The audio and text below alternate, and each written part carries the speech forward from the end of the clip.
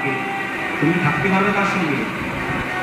সতী বলছে, আমি প্রথমে তো বললাম যে আমি এমন মানুষকে ভালোবাসি যে তার কাছে কিছুই নেই,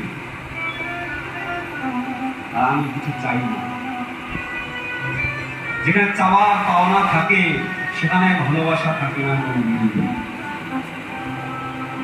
আমি যে স্বামীর ঘরে যাব, স্বামীর ভালো বাড়ি আছে, গাড়ি আছে, পয়সা আছে, এই দেখে যে স্বামীর ঘরে আমি যাবো, তাহলে তো আমার স্বার্থ হয়ে গেল।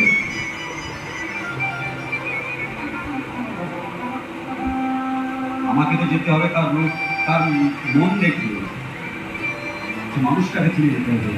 আজকালকে যে বন্ধু আছেন তার না যেন এমন কাজ করবেন না, আমার কথা শুনে যে মন থেকে চলে যাব।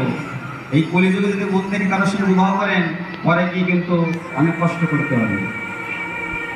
এই কলিযুগের নিয়ম যে মেয়ে বিবাহ দিতে গেলে প্রথমে ছেলে সুন্দর হওয়া চাই, ছেলের বাড়ি হওয়া চাই, গাড়ি হওয়া চাই, টাকা হওয়া চাই, কাজ ভালো করা চাই, এই দেখার পরে বিয়ে দেয়। কিন্তু সেই সময় যিনি সতী বিবাহ করবে, তার সতী বলছে যার কাছে কিছুই নেই তার সঙ্গে আমি বিবাহ করি। কি চমৎকার! দক্ষিণ দাওয়াতে ভাবলেন, ঠিক আছে, কিছু থাকতা না থাকুক, সে দেবতা তো, আর খালি দেবতা নয় তো, প্রধান দেবতা সে। আমাকে তিনটে প্রধান দেবতার মধ্যে একজন শিব।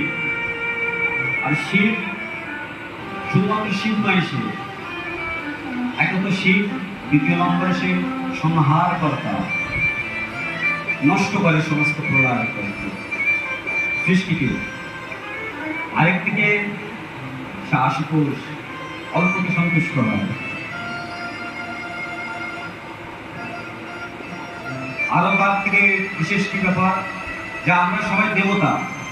দর্শন ভাবছেন আমরা সবাই দেবতা, কিন্তু এ তো দেবতারও দেবতা। এই সমস্ত চিন্তা ভাবনা করে মনে মনে ভাবছেন, ঠিক আছে, বিয়ে যারা কোনো সতী বলছে। এইভাবে সতী বলে, ঠিক আছে, তুমি কি শিবকে রাজি করাতে পারবে তোমার সঙ্গে বিবাহ করতে? বলছে, হ্যাঁ আমি পারবো। এবারে পরে নারদকে স্মরণ করলেন। নারদ এসে দেবীকে বলছে, মা আমাকে ডাকলেন। বলছে, হ্যাঁ গুরুদেব। সতীর গুরুদেব নারদ বলছে, হ্যাঁ আমি দেখেছি, আপনি যান ত্রিপুরারিকে রাজি করান আমার পিতা বিবাহ দেওয়ার জন্য প্রস্তুত।